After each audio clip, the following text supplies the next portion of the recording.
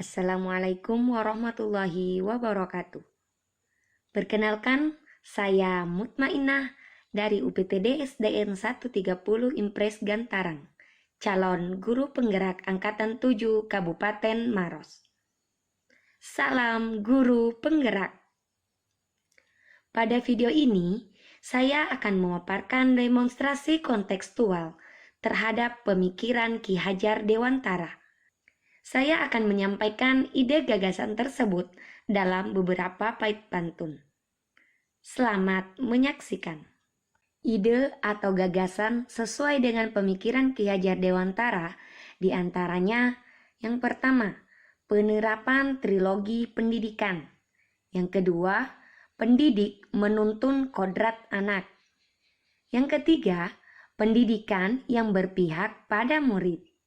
Keempat, pendidikan budi pekerti. Dan yang kelima, sekolah, taman bermain. Dalam mengajar jangan disamaratakan, karena setiap murid memiliki gaya belajar. Ayo kita implementasikan trilogi pendidikan Ki Hajar. Adapun isi dari trilogi pendidikan Ki Hajar Dewantara yaitu Ingarso Suntulodo, artinya di depan memberi teladan, ing madya mangungkarsa, di tengah membangun semangat, tuturi handayani, di belakang memberi dorongan. Murid belajar membuat pantun, pantunnya dibuat berlima. Jadilah pendidik yang menuntun, kodrat anak jadi fokus utama. Dalam proses menuntun, anak diberi kebebasan namun pendidik sebagai pamong dalam memberi tuntunan dan arahan agar anak tidak kehilangan arah dan membahayakan dirinya.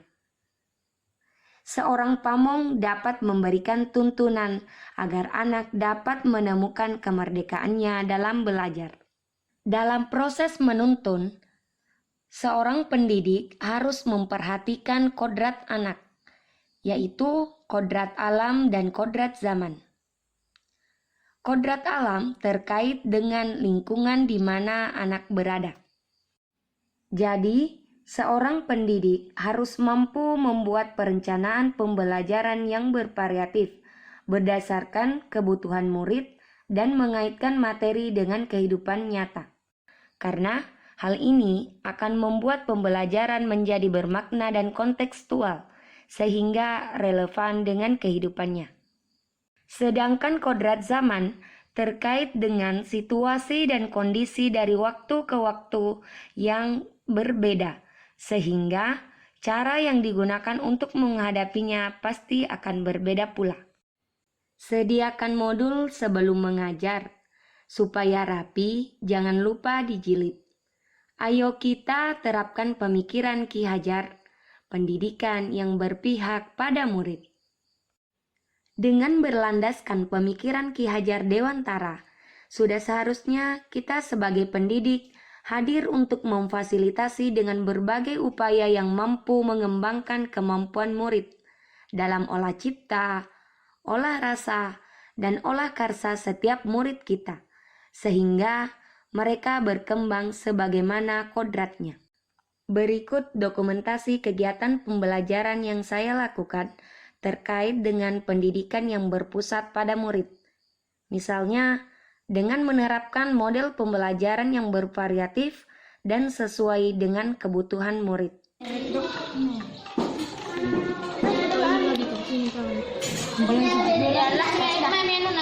Coba nyalakan.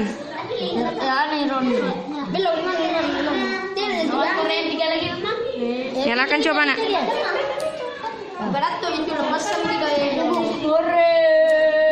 Oke, berhasil semua.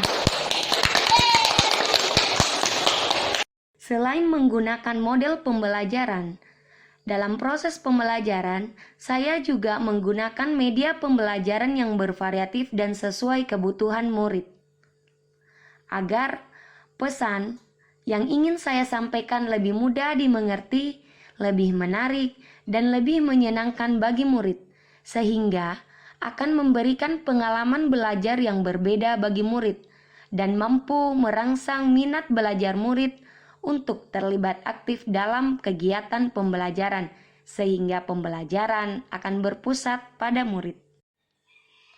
Berikut dokumentasi penggunaan media pembelajaran yang saya gunakan dalam pembelajaran, di antaranya media BiPocketBook yang merupakan singkatan dari Big Book, Pop-up Book, dan Kitbook.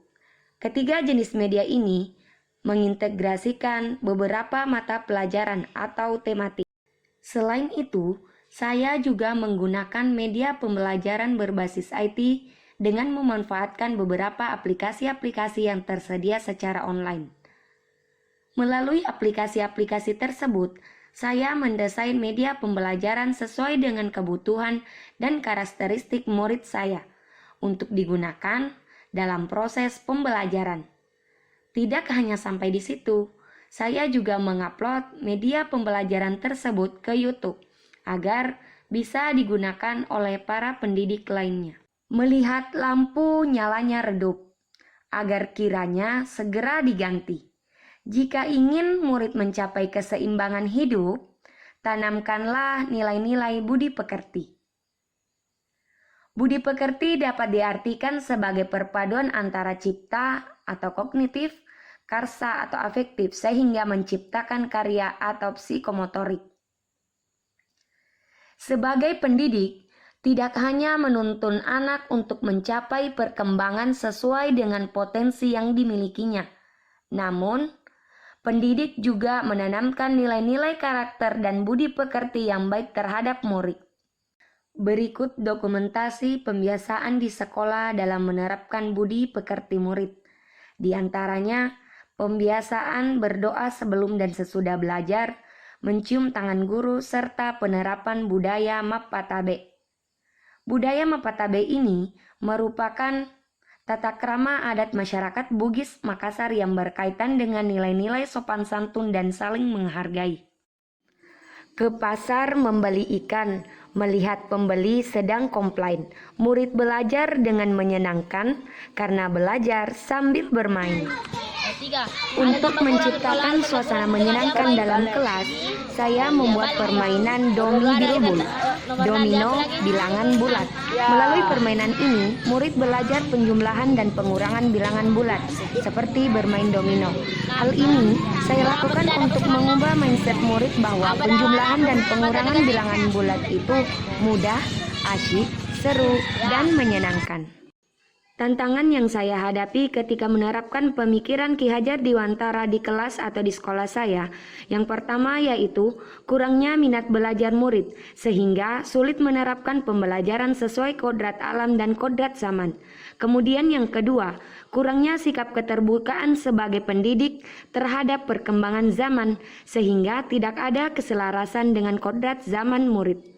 Dan yang ketiga, kurangnya kerjasama antara orang tua dan pihak sekolah dalam pembentukan budi pekerti murid maupun pengembangan bakat dan minat murid dalam mencapai tujuan belajarnya. Kemudian, apakah pada saat saya mendapatkan tantangan tersebut, saya berhenti untuk menerapkan pemikiran Ki Hajar Dewantara? Tentu tidak. Tapi alhamdulillah, saya mendapatkan solusi-solusi untuk menghadapi tantangan tersebut.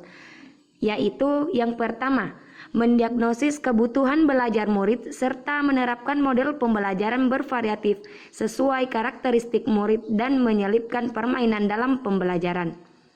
Yang kedua, mengarahkan dan mendorong pendidik untuk senantiasa mengembangkan dirinya, misalnya melalui workshop, webinar, diklat, dan lain sebagainya, sebagai pembelajar sepanjang hayat. Dan yang ketiga, membangun komunikasi yang intens dan berkelanjutan melalui pertemuan rutin orang tua murid, sehingga budi pekerti yang telah dibentuk di sekolah dapat diterapkan kembali di rumah, dan juga agar orang tua membersamai anak menyesuaikan dengan program sekolah sehingga tujuan belajarnya tercapai. Semoga video ini bermanfaat dan bisa menginspirasi. Terima kasih. Wassalamualaikum warahmatullahi wabarakatuh.